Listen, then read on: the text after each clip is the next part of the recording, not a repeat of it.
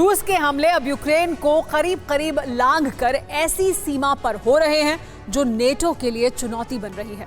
इसीलिए मौजूदा स्थिति में कुछ भी सामान्य नहीं दिख रहा है, जिसकी पुष्टि करता है डेन्यूब नदी के तट पर यूक्रेन के इस्माइल पोर्ट पर हमला। यह हमला ठीक रोमानिया के मुहाने पर हुआ है और चौंकाने वाला जानकारी यह है कि रोमानिया की मीडिया ने रूसी ड्रोन्स की रोमानिया में एंट्री का भी दावा कर दिया है। तो क्या वाकई रूस ने रोमानिया पर हमला किया है या फिर विश्व युद्ध की आग भड़काने की कोई नई रणनीति है? देखिए इस रिपोर्ट में। पहले पोलैंड सुलगा, अब टारगेट 2 रोमानिया। यूक्रेन को यूरोप से जोड़ने वाली डैन्यूब नदी के 2 तट इस समय रूसी बारूद से सुलग रहे हैं।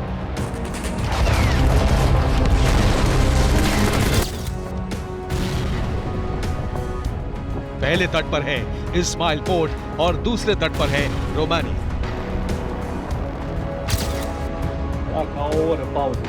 यानी जिसकी कल्पना से भी डर का माहौल बन सकता है, वो कल्पना हकीकत में तब्दील हो गई है।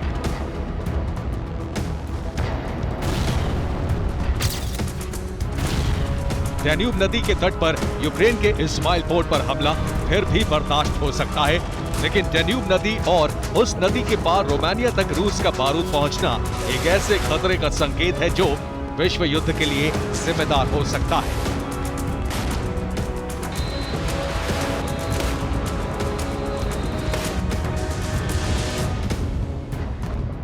दरअसल पिछले दिनों रोमानिया और यूक्रेन को अलग करने वाली डैन्यूब नदी के तट पर बने यूक्रेन के इस्माइल पोर्ट को रूस टारगेट कर रहा है। अनाज के गोदाम वाले इस पोर्ट को लगातार बारूदी धमाकों से दहला रहा है, जिससे रोमानिया ने जंग का संकट महसूस कर लिया।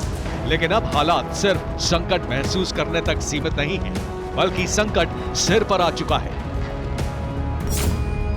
रोमानियाई मीडिया ने दावा किया है कि इस्माइल पोर्ट पर हमले से रोमानिया की सुरक्षा खतरे में आ गई है। इस हमले के दौरान रूस का एक ड्रोन रोमानिया तक पहुंच गया।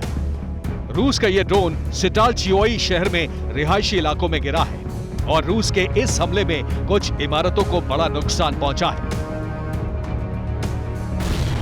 हालांकि ये सिर्फ मीडिया का दावा था, जिसके साथ जारी वीडियो को सबूत के अभाव के रूप में देखा जा सकता है। लेकिन इस धमाके की पुष्टि के लिए दूसरा मोर्चा भी खुल गया, जिससे संभाला शहर के मेयर ट्यूडर सेनेरको ने। उनके मुताबिक इस्माइल पोर्ट पर हमले में ड्रोन इस्तेमाल किए गए थे। इन्हीं में से एक ड्रोन रोमानियाई क्षेत्र में दाखिल हो गया। इन ड्रोन्स के आने की पुष्टि शहर के कई लोगों ने की है। हालांकि इस दावे को भी नकारा जा सकता था, लेकिन पुष्टि के लिए एक तस्वीर जारी की गई है जो बताती है कि सिटालचियोई शहर में कहीं धमाका हुआ है। फिर भी इस तथ्य को नकारा जा सकता है, क्योंकि दावा आधिकारिक तथ्यों पर आधारित नहीं है, जिसे रोमानिया के रक्षा मंत्रालय ने भी स्वीकार किया है। रोमानियाई डिफेंस मिनिस्ट्री से जारी बयान के मुताबिक इस्माइल पोर्ट पर हमले के दौरान रोमानिया की सीमा में ड्रोन दाखिल होने की जानकारी नहीं है। सिटालचियोई शहर में भी ड्रोन गिरने के सबूत नहीं मिले हैं। हालात पर नजर है और जांच जारी है।